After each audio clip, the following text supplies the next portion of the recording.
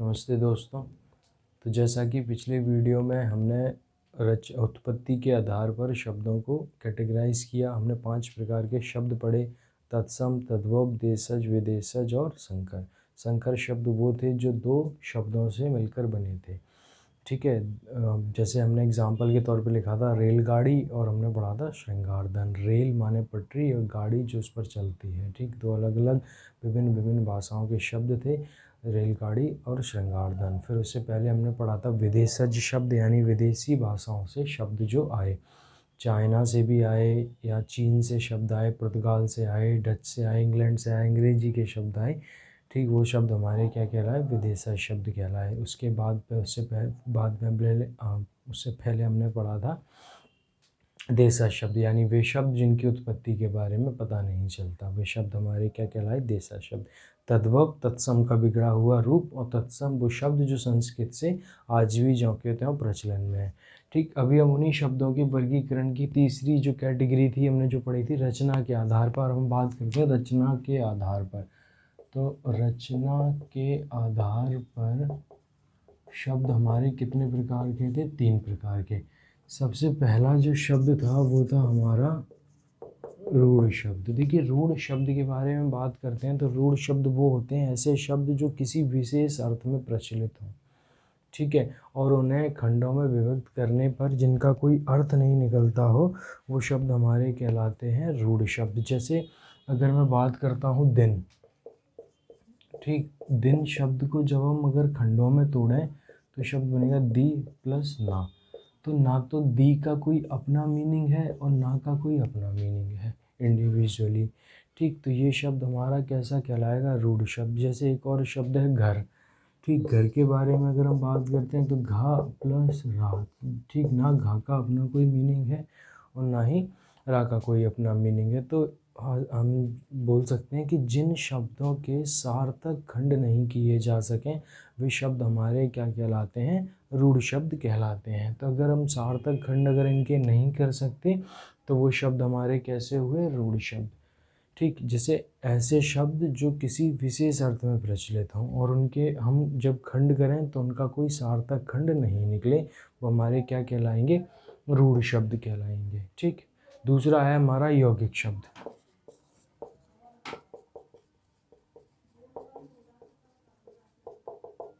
यौगिक शब्दों के बारे में हम बात करते हैं तो ऐसे शब्द जो किसी रूढ़ शब्द में उपसर्ग या प्रत्यय या अन्य रूढ़ शब्द मिलाने से बनते हैं। यानी यौगिक शब्दों में हम बात करते हैं रूढ़ शब्द के पहले, जैसे कोई शब्द है रूढ़, उससे पहले जब हम उपसर्ग जोड़ दें, ठीक, या उपसर्ग जोड़ने के बाद कोई शब्द बने, तो या हम रूढ़ शब्द के बाद कोई प्रत्यय जोड़ दें, ठीक, या हम रूढ़ प्लस रूढ़ शब्द मिलाकर एक नया शब्द बनाए, वो हमारे कैसे कहलाते हैं?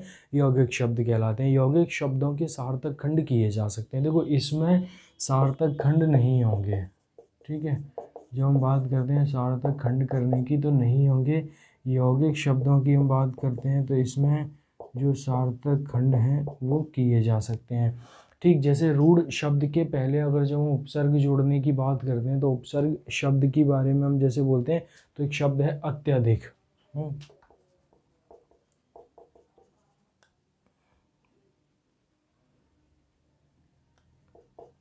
शब्द है हमारा अत्यधिक।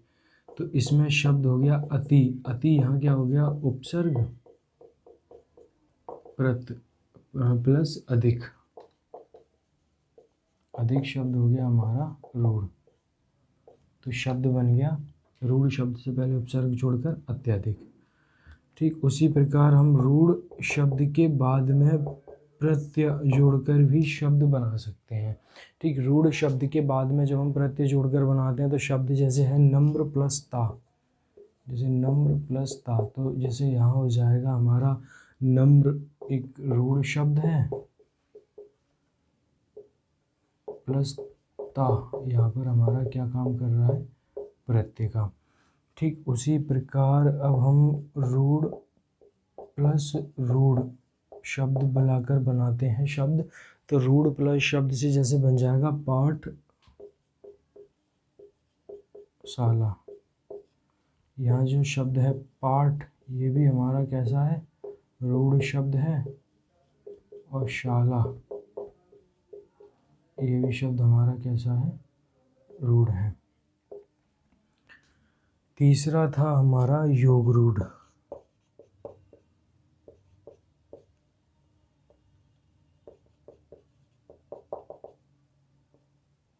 योग रूढ़ शब्दों के बारे में हम बात करते हैं तो अपने खंडों के अर्थ को छोड़कर अन्य अर्थ प्रकट करें वे योग रूढ़ शब्द कहलाते हैं। योग रूढ़ शब्द की परिभाषा कहती है कि अपने खंडों के अर्थों को छोड़कर जब वो कोई अन्य अर्थ प्रकट करें तो वे योग रूढ़ शब्द कहलाते हैं। ठीक है, यौगिक शब्दों की तरह इनके भी सार्थक खंड हो सकते हैं और सार्थक खंडों से ही बनते हैं, लेकिन खंड अर्थों के अनुसार न होकर विशेष अर्थ के लिए रूढ़ हो जाते हैं। हमने ऐसा ही कुछ पढ़ा था जब हमने पढ़ा था बहुब्रीहि समास के बारे में, आपको याद हो, योग रूढ़ और हमने पढ़ा था बहुब्रीहि समास के बारे में। बहुब्रीहि समास भी तो यही कहता था कि वो शब्द जो अपने अर्थ को छोड़कर किसी और अर्थ की अभिव्यंजना करें वो शब्द हमारे क्या कहलाते थे, बहुब्रीहि समास के अंतर्गत रखे गए। देखिए, जो शब्द निर्माण की दृष्टि से जिन शब्दों को हम योग रूढ़ कहते हैं उन्हीं शब्दों को हम समास की दृष्टि से बहुब्रीहि कहते हैं। यानी बहुब्रीहि समास के सारे एग्जाम्पल योग रूढ़ में आ जाते हैं और योग रूढ़ के सारे उदाहरण किस में आ जाते हैं, बहुब्रीहि में आ जाते हैं। अंतर का जब पूछा जाए समास की दृष्टि से, जैसे एक शब्द है मान के चलो पीताम्बर, श्वेताम्बर या दिगंबर, या शब्द है लंबोदर, ठीक है, चंद्रशेखर, शूलपाणी, इस प्रकार के जितने भी एग्जाम्पल हैं जो बहुब्रीहि समास के, अगर पूछा जाए कि अर्थ की दृष्टि से ये शब्द की दृष्टि से ये कैसे हैं तो योग रूढ़ हैं, अर्थ और समास की दृष्टि से ये कैसे हैं तो बहुब्रीहि समास है।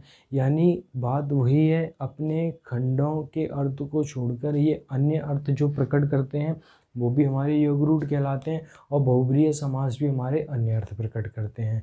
ठीक उसी प्रकार जैसे यौगिक शब्दों के हम सार्थक खंड से बनते हैं तो यौगिक शब्द भी हमारे सार्थक खंडों से बनते हैं, बहुब्रीहि समास भी हमारे दो शब्दों से मिलकर बनता है, लेकिन अर्थ खंडों के अनुसार न होकर विशेष अर्थ के लिए रूढ़ हो जाता है। और बहुब्रीहि समास में भी हम पढ़कर आए थे 1+2 बराबर कैसे हो जाते हैं, 3 हो जाते हैं। जो जिसने ये समास वाली वीडियोज़ या क्लास नहीं देखी हो वो समास की क्लासों को देख ले, उसे समझ में आ जाएगा कि बहुब्रीहि समास में और योग रूढ़ में क्या कोई खासा अंतर नहीं है, दोनों वो एक ही हैं, बस नाम अलग अलग है। जैसे हम समास की दृष्टि से बोलते हैं बहुब्रीहि, वही हमारा शब्द की दृष्टि से क्या हो जाता है, योग रूढ़ हो जाता है। तो योग रूढ़ के सारे उदाहरण बहुब्रीहि समास के आ जाएंगे। तो रचना की दृष्टि या रचना के आधार पर शब्द हमारे कितने हुए, 3 प्रकार के। सबसे पहला हुआ रूढ़ शब्द, दूसरा हुआ यौगिक शब्द, तीसरा हुआ हमारा योग रूढ़ शब्द। जो हम बात करते हैं रूढ़ शब्द की, तो रूढ़ शब्द वे जो सार्थक खंड तो होते हैं लेकिन जब उनके खंडों को तोड़ते हैं, ठीक है, या हम सार्थक खंड नहीं तो उनका कोई अपना अर्थ नहीं निकलता तो यानी उनके सार्थक खंड नहीं कर सकते, जैसे दिन और घर। ठीक, यौगिक शब्द हमारे जो दो रूढ़ शब्दों को या रूढ़ शब्द के पहले उपसर्ग या रूढ़ शब्द के बाद प्रत्यय लगाकर बनते हैं। तो जैसे रूढ़ शब्द के पहले उपसर्ग लगाया, शब्द बना अत्यधिक, अति प्लस अधिक।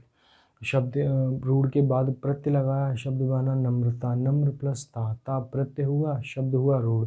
या रूढ़ और रूढ़ को पास बिठा दें, जैसे पाठशाला और योग रूढ़, यानी कि बहुब्रीहि समास की यहाँ बात हो रही है। तो बहुब्रीहि के सारे उदाहरण किस में आ जाएंगे, योग रूढ़ में आ जाएंगे। तो उम्मीद करता हूँ आपको ये रचना के आधार पर भी शब्दों की कैटेगरियाँ समझ आई होंगी कि ये 3 कैटेगरियाँ किस प्रकार हैं।